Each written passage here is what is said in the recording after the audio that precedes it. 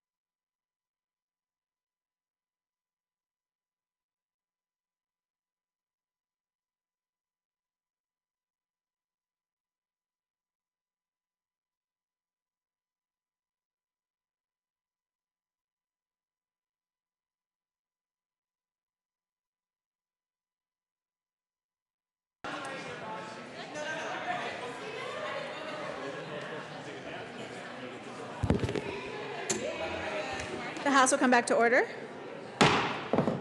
Representative Belton. Thank you, Madam Speaker. I move for a call of the House.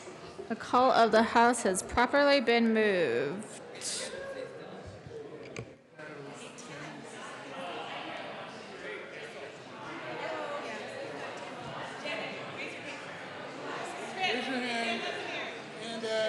Call of the House has been properly moved.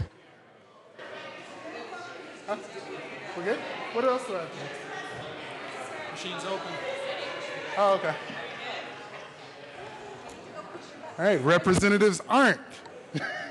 Representative Becker J, Becker K, Beckman, Benavidez, Bridges, Buck, Buckner, Carver, Coleman, Covarrubias, Danielson, Escar, Garnett, Herod, Hooten, Humphrey, Kraft Tharp, Hooten, oh wait, I already said Hooten, Landgraf, Lawrence, Lee, Lundin, Lundin, Melton, yeah, that's right. I have no problem calling my own name. Pedersen, Ransom, Sias, Valdez, Weissman, Willett, Winter, Melton, Bueller, Bueller.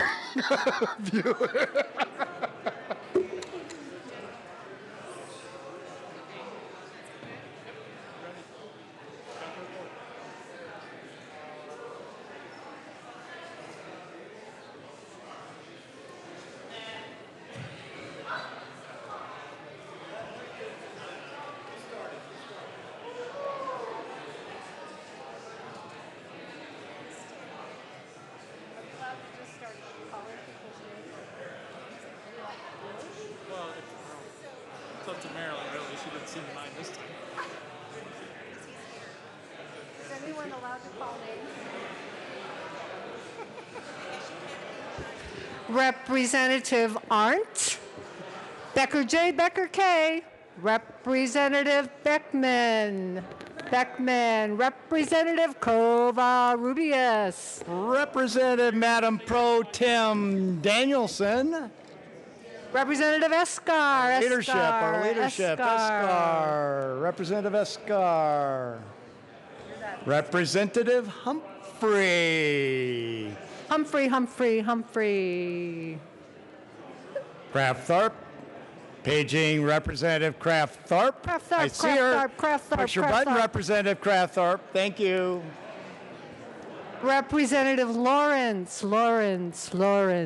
Lee, Representative Lee. Lontine, Representative Lontine. Oh, it's been pushed. Lontine. Representative Wiseman. Representative Willett. Winter, Representative Winter. Becker J, Becker K, Representatives Beckers. Becker J, Becker K. Representative Danielson. Representative Danielson. Representative Lee. Lee. Representative Lee. Weissman. There he is. Representative Weissman. Representative Willett, Winter, Weissman, Winter, Willett. K and J, J and K. Becker. Okay, my work here is done. Yes.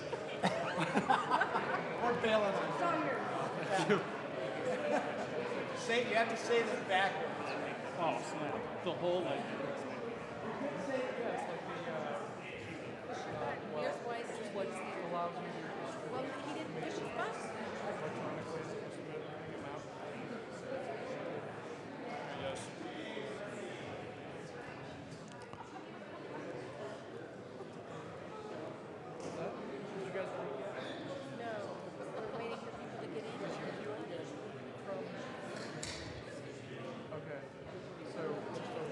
Representatives Becker K, Danielson, Willett,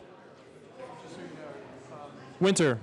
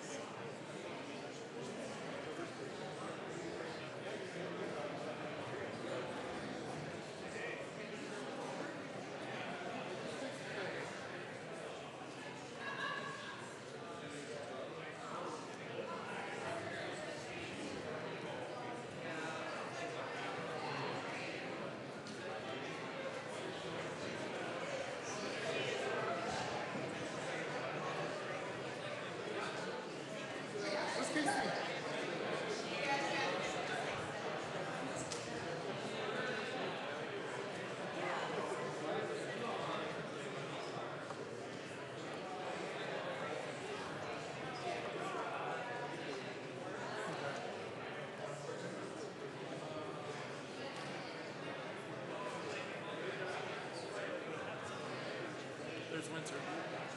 Ms. Winter? Okay, I just texted all three of them.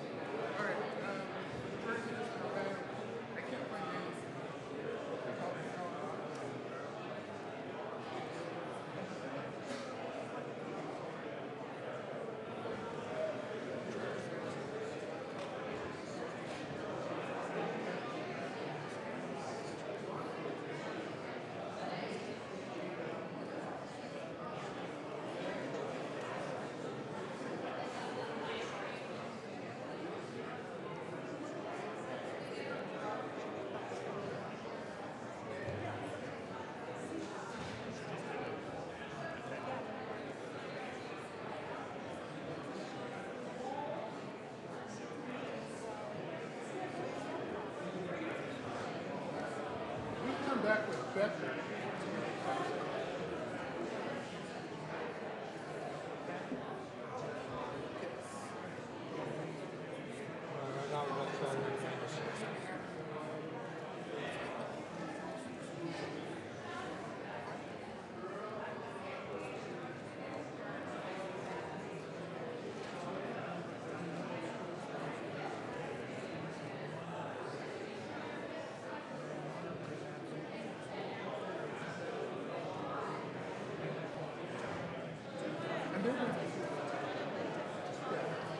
Representative Melton. Thank you, Madam Speaker. I move to raise the call of the House.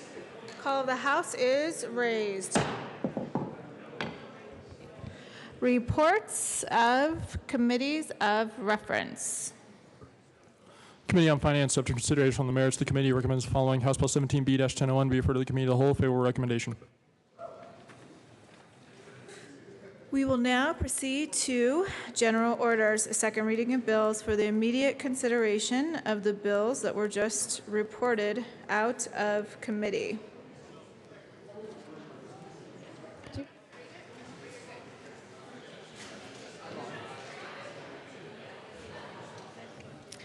Representative Foote.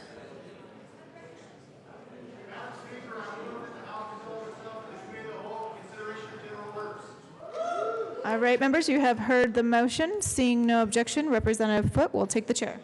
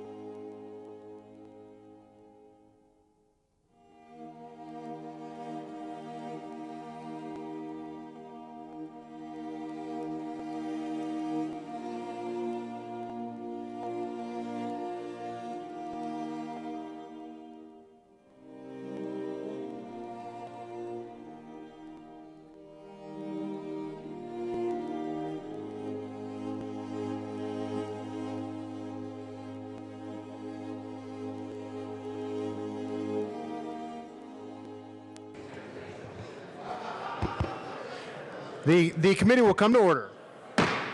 With your unanimous consent, the bills will be read by title unless there is a request for reading a bill at length. Committee amendments will not be read unless requested, as they are printed and in your bill folders. Floor amendments will be shown on the screen and on your iPads and not read unless requested. Bills will be laid over upon motion of the majority leader. The coat rule is relaxed. Mr. Randall, please read the title of House Bill 17B1001. House Bill 17B-1001 by Representative Becker Chaos, Senator Donovan, concerning clarification that retail marijuana sales are subject to sales taxes levied by certain limited purpose governmental entities. Madam Majority Leader. Thank you, Mr. Chair. I move House Bill 17B-1001. To the bill, Madam Majority Leader. Thank you, Mr. Chair. So we had a really worthwhile debate on this bill. I think everyone's familiar with the situation. We passed, after working on it all session long, a pretty robust bill at the end of the session last year. Sometimes when things get drafted, the implication of a particular section on other parts of the law are not all that clear. And so in that bill, an inadvertent mistake was made that eliminated certain special districts and other limited purpose governmental entities' ability to levy sales tax on retail marijuana sales. Now, please know that this was not in the fiscal note. It was not in the bill summary. The bill was not given to RTD, SCFD, and other special districts for them to review the fiscal impact. No one knew that this was going to have this impact on the special districts until right before the end of the fiscal year. And all the sponsors have agreed that this was not an intent of the bill. So for several months, we spent some time understanding if there was an administrative fix, if there could be a legislative fix, and what that would look like, and what the fiscal impact really was. After that research was done, we decided there absolutely could be a legislative fix. And at that point, the special districts went to the governor and said, we need this fixed sooner than later. And so we are all here today because the governor issued a call to bring us back into session to fix this bill. Let's make no mistake. Taking recreational marijuana out of district's tax base was not the intent of the General Assembly. Making sales tax administration more complicated with this provision was not the intent of the General Assembly. There is no administrative remedy, and we need a statutory fix. This bill simply fixes the statute to say that notwithstanding the provision of Senate Bill 267, the special districts can collect the taxes that were already approved by voters. That were already approved by voters when they approved SCFD and RTD taxes. That were already approved by voters when they voted 4 times to pass marijuana taxes. This mistake has a real impact on real people. It has an impact to RTD to the tune of about $500,000 a month, and to the special districts, to the Science and Cultural Facility District, of about $56,000 a month, and several other districts across the state. Now, we just heard in the Finance Committee from the premier constitutional law professor in Colorado, Richard Collins, and he's been teaching a class on Tabor that includes Tabor for years. And he testified that he absolutely believes this bill is constitutional. You can rely on that given existing case law from the Mesa County Court decision from 2009 to the current Court of Appeals decision issued earlier this year in the case of RTD, Tabor Foundation versus RTD. And he said an alternative theory is that he does not think, and he believes the court would rule, that mistakes can be fixed, that it was not the intent of Tabor to say unintended, inadvertent mistakes don't trigger Tabor elections. It's just plain and simple. It's that easy. And he knows Tabor better than anyone in this room, better than all of us. So under many alternative theories, if your concern is, does this violate Tabor, there's multiple avenues where you can get to yes. The other thing that I've heard is we didn't like the process that resulted in a special session. You all, every day of a regular session, someone has a process complaint in this room that they didn't have a bill or an amendment early enough. The lobbyists didn't come talk to them. In those situations, we need to put our egos aside and just do the right thing for the people of Colorado. So, because I think the facts on this are clear, that we have a mistake, that we've been called back to do the job that we are supposed to do as legislators who implement the will of the voters. And because we have every legal basis in the world to do this, I'm asking for your yes vote. Is there any further discussion on House Bill 17B1001? Mr. Minority Leader. Thanks, members. You know, we keep hearing the word glitch and fix. The problem is what some are calling a glitch is current law. Current law eliminated a tax. In our Constitution, Article 10, Section 20, subsection 4, clearly states any tax policy change that results in a net revenue increase has to go to a vote of the people. Look at your fiscal note. This is a net revenue increase for those special districts, and therefore it has to go to the will of the voters. I'm sorry it was a mistake. I'm sorry it was a glitch, but this Constitution is more important than what we do in this room. This Constitution doesn't have a price. There's no price tag for our Constitution. Trust me, I've served with folks who've paid the ultimate price protecting it. I urge a no vote. Madam Majority Leader. Thank you, Mr. Chair. Since the U.S. Supreme Court decided Marbury v. Madison in 1803, it has been the law of this land that the judiciary, the judicial branch, decides what the Constitution says. That's as constitutional as anything that we can debate here. And the judicial branch has issued a couple of decisions on point. One is Tabor Foundation versus RTD on this exact issue. And the Court of Appeals concluded that despite lacking an election requirement, House Bill 13-1272 neither imposes a new tax nor constitutes a tax policy change within the meaning of Tabor, and it is therefore constitutional. The Mesa County case, as I talked about earlier, decided in 2009, said, "We find that to understand the language tax policy change in any real sense, it cannot be applied to any policy modification that may have a de minimis impact on a district's revenue."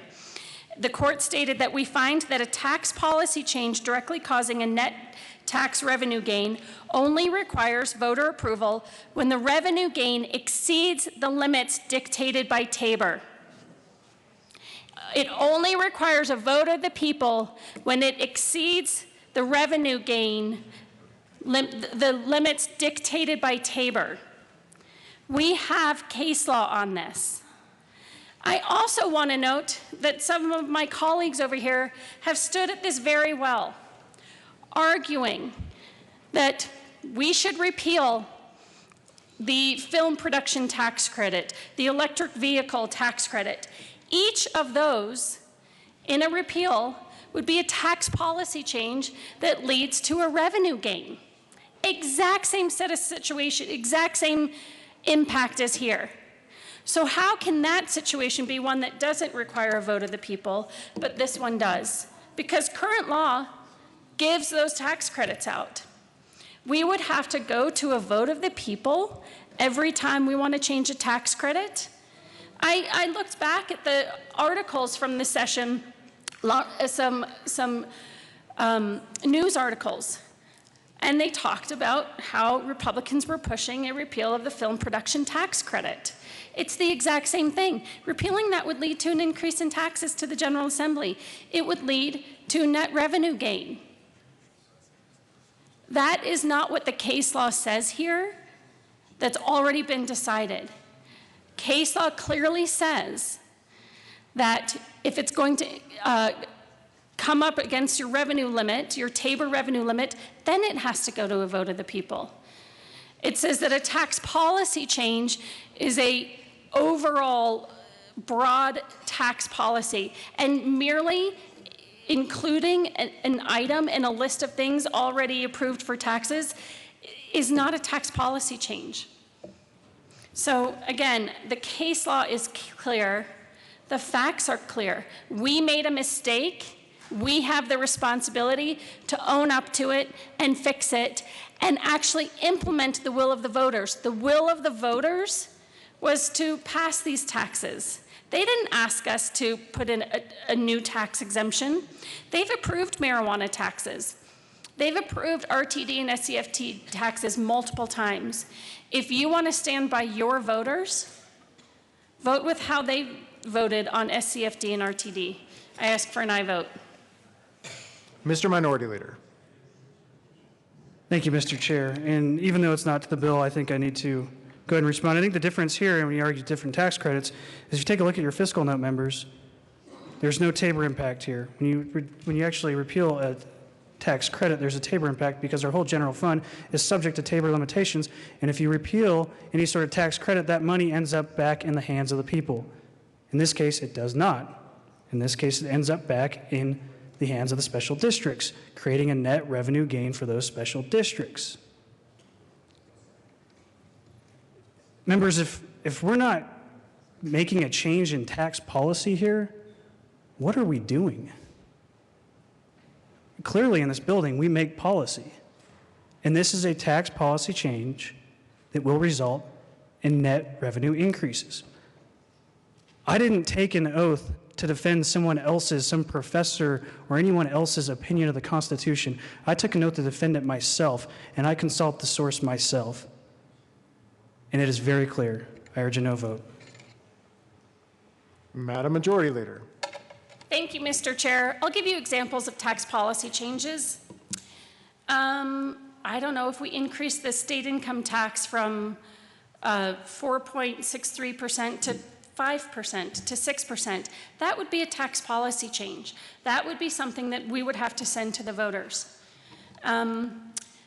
So certainly a rate increase is a tax policy change.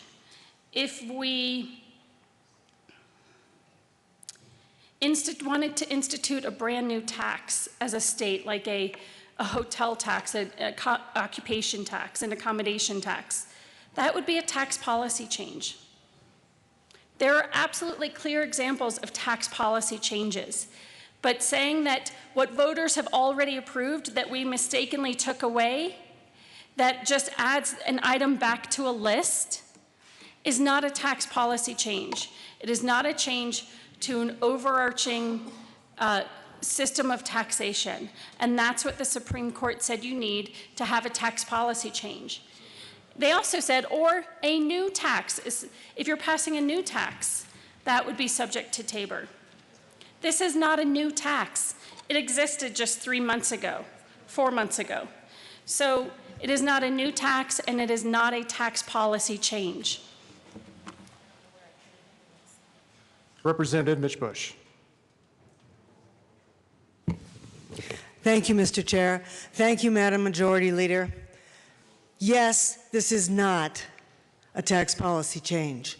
What it is a change that will have negative, very negative impacts on the people of rural Colorado, the rural western slope. If you look at this fiscal note, what you see is the organizations affected by the so-called glitch. It was a mistake, but this mistake cost real people real money. The Montezuma Hospital District is very negatively affected. All of the regional transportation authorities on the western slope, all of them are affected. Now, what does that mean in terms of real people's lives? We often talk up here that we're very concerned about working people. Guess who uses the buses of these regional transportation authorities? It is working people. They have to get to work because they can't afford to live where the jobs are. Who uses the Montezuma Hospital District? A wide variety of people, but among them, hardworking people whose little hospital, hours away from other hospitals, would not be able to serve them. And then there's, of course, okay, mea culpa, it's my district, the Edwards Metropolitan District. Edwards is not an incorporated town. It looks like one when you go there, but it's not. It's a special district. So that means that basically it would be irreparably hurt by this change. Moreover, the Summit County Combined Housing Authority. Guess who uses the housing authority? Hardworking people. Single moms, two-parent families, each of whom is working 2 or 3 jobs. That's who gets hurt with a no vote on this bill. I would certainly urge a yes vote to help working rural people. Is there any further discussion on House Bill 17B 1001? Representative Van Winkle. Thank you, Mr. Chairman. And members, this is why people really dislike politicians. Because we're proposing a bill that raises a tax, and we're saying, no, no, no, there's a professor, so-and-so. If you think about it, it's not really a tax increase, it just collects revenue that is not currently being collected. Members, there is no asterisk at the end of our Constitution that says just ignore parts that the legislature, ignore parts for when the legislature does something it didn't mean to do. Members, this legislature did act. We passed Senate Bill 267. It's signed into law. That is the law of the land today. And this is a brand new proposal which proposes to change and start collecting a tax that is not currently being collected. I don't know where you come from, but where I come from, if a tax is not currently being collected and it starts being collected and there's a lot of more money for government, that's a tax increase. Madam Majority Leader. Thank you, Mr. Chair. I'll tell you why, when it is that people don't like politicians. It's people don't like politicians when they are unwilling to fix the problems that they create. They want to vote on taxes, sure, but they also don't want us to bug them unnecessarily when we can fix the problem ourselves. They don't want us creating problems to begin with, and if we create them, we better own up to them and fix them. That's what they want. You can do a job here, do it. Don't take their time, don't waste their energy. Just fix a problem that you've created. And we did this. It was I will own it. I was one of the bill sponsors. But I'm willing to fix it because I think it's what voters want. How do I know it's what voters want? I don't know. They've only approved all of these taxes dozens of times. That's one indication. I respect that people can have ideological differences on this. I think that we can respect the Constitution in this instance because we have case law backing us, and we can respect the will of the voters at the exact same time by putting in place what they'd already voted for. Not a new tax, just removing the exemption that we mistakenly created. Is there any further discussion on the bill? Representative McKean.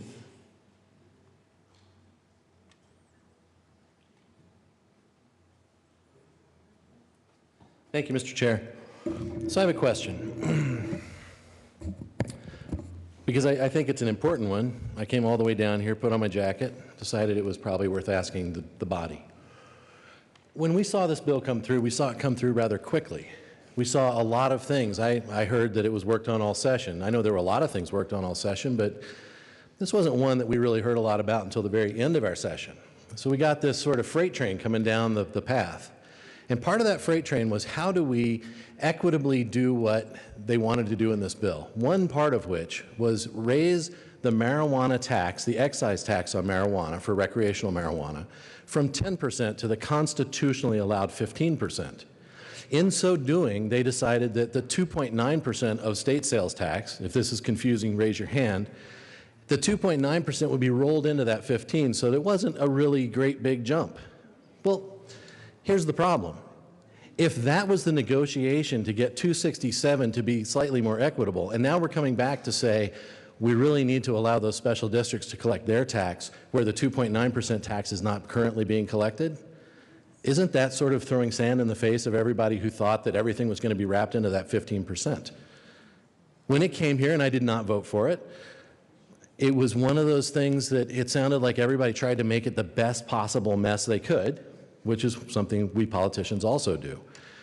But if what we're now doing is coming back and saying, oh, we didn't consider this other tax that was out there, and so now we're going to come back and dip our hands back into your pockets for something we thought we had more or less gotten rid of into that 15%, this special district tax was being collected only because state sales tax was being collected at the same time. I understand it.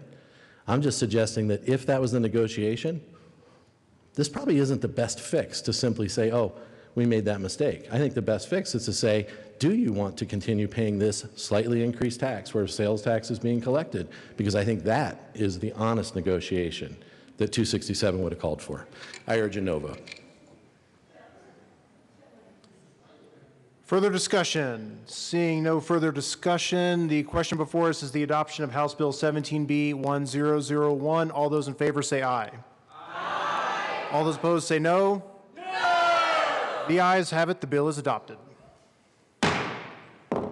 Madam Majority Leader.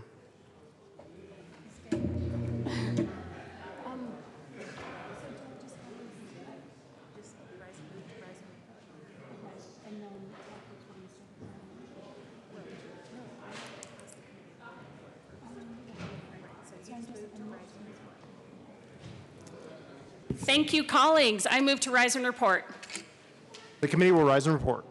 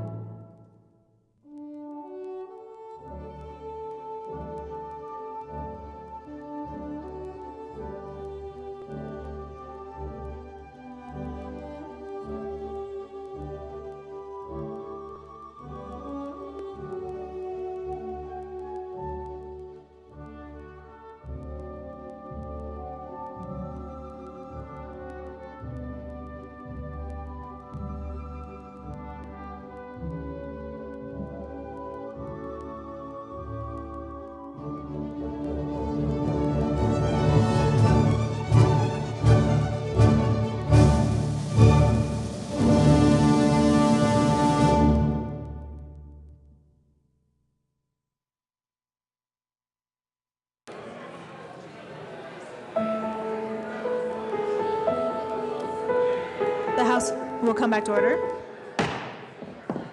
Mr. Randall, please read the report of the Committee of the Whole. Madam Speaker, your Committee of the Whole begs leave to report it has us under its consideration the following attached bills, being the second reading thereof, makes the following recommendations thereon. House Bill 17B-1001 passed on second reading or engrossed, placed on the counter for third reading and final passage. Representative Foote.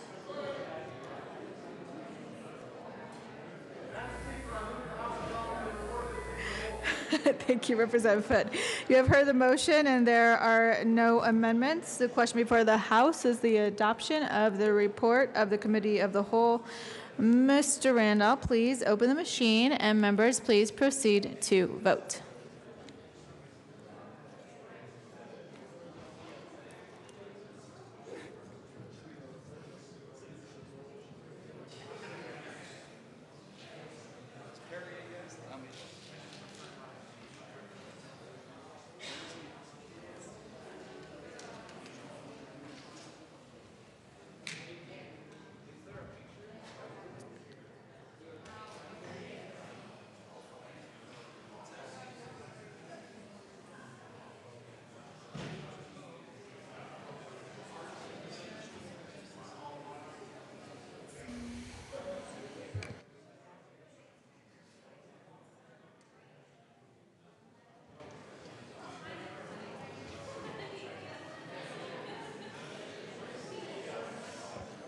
Representative Lawrence and Representative West.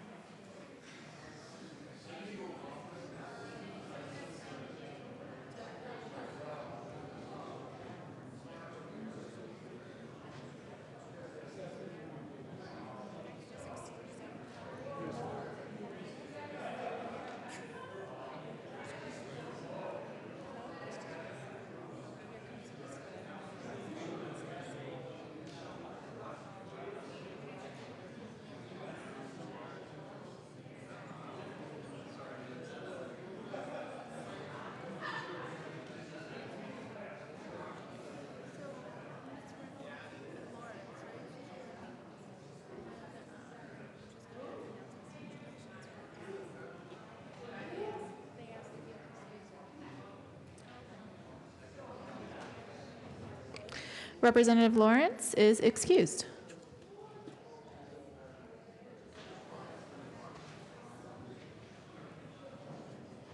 Please close the machine. With 37 yes votes, 24 no votes, and 4 excused, the report of the Committee of the Whole is adopted. All